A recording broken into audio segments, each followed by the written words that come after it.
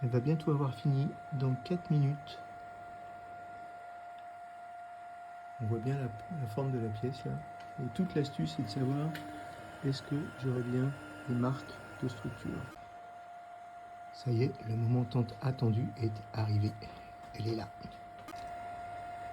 Bon, là on voit bien comment c'est accroché et j'avais prévu 3 pièces, il n'y en a que 2 qui sont sorties. Mais bon, c'est les 2 pièces de l'avion. Donc voilà, je vais décrocher ça, les nettoyer et puis après les laisser dehors pour que ça sèche à l'UV.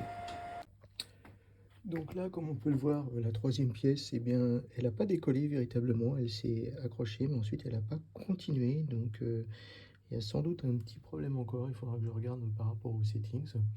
Sinon, je les passe dans un premier bain d'eau, évidemment, voilà quoi, et ensuite dans un deuxième bain, normalement, pour mieux les nettoyer. Bon là, qu'est-ce que je vois? Je vois que quand on a une grande pièce très longue comme ça, avec des supports à l'intérieur, ben, on n'arrive pas à virer les supports à l'intérieur. Bon, bah voilà, c'est comme je le dis, hein, on apprend. Donc là, ce que je vais faire, c'est que je vais prendre ces 2 pièces-là, et puis je vais les mettre au soleil dehors, et puis comme ça, elles vont durcir, et ça va être super génial. En attendant, là, ce que je vais faire, c'est que je vais nettoyer le FEP. En fait, pour nettoyer le FEP, tout ce que je vais faire, c'est que je vais aller dans Settings, Cleaning, et que je vais fermer le capot parce que je pense qu'il y a une vérification.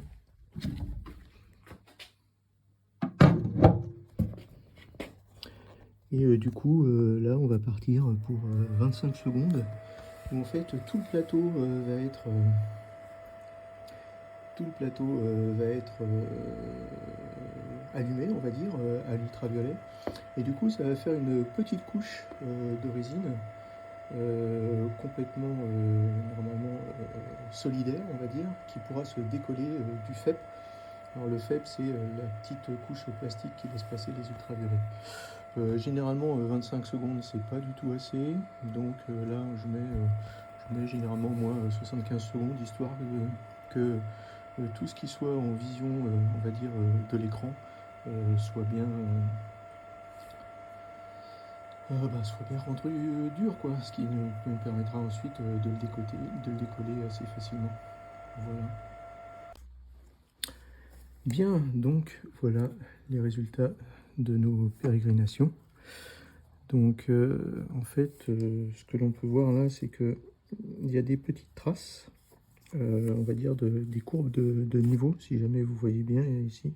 Je ne sais pas si le téléphone arrivera à faire la mise au point, mais vous voyez que on entend. Donc ça, c'est peut-être un réglage. Alors il y a un réglage smooth sur les settings ou sur la façon de générer, on va dire, le STL. Enfin le fichier pour l'imprimante, donc on va voir. Après, vous voyez qu'en fait, une des principales buts de cette expérience était de regarder les lignes de structure là. Et là, je ne sais pas si on la verra bien, mais en fait, elle est bien là, cette ligne de structure. L'autre ligne de structure complètement verticale, on ne la voit pas très très bien. Mais cette ligne là de 0,3 là, bon, ben, on la voit. Alors, c'est plus subtil que sur les maquettes, en fait, je dirais, mais c'est peut-être bien, c'est peut-être quelque chose que je vais conserver comme ça, quoi. Alors là, petit problème des supports à l'intérieur, je n'arrive pas à les retirer. Bon, il y avait plein de résine aussi la dernière fois, donc je faisais un petit peu attention, mais là en plus ils ont été curés, donc ça va être un petit peu difficile. Donc voilà. Et donc le dernier élément qu'il fallait tester, c'était la marge de sécurité que j'ai choisie en fait pour pouvoir mettre le nez.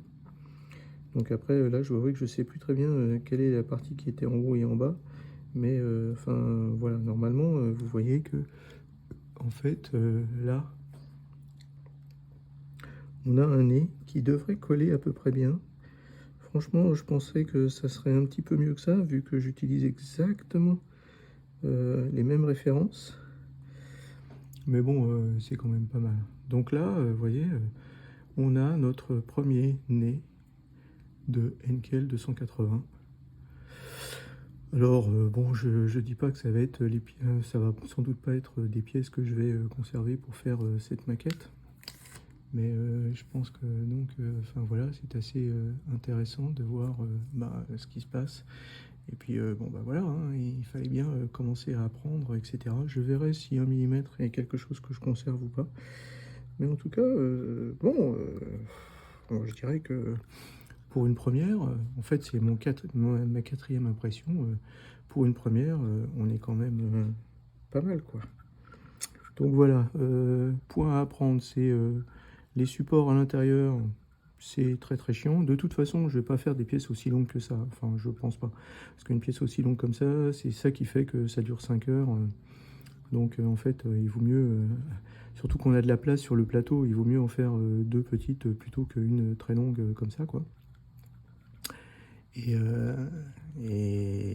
mais bon, c'est le début.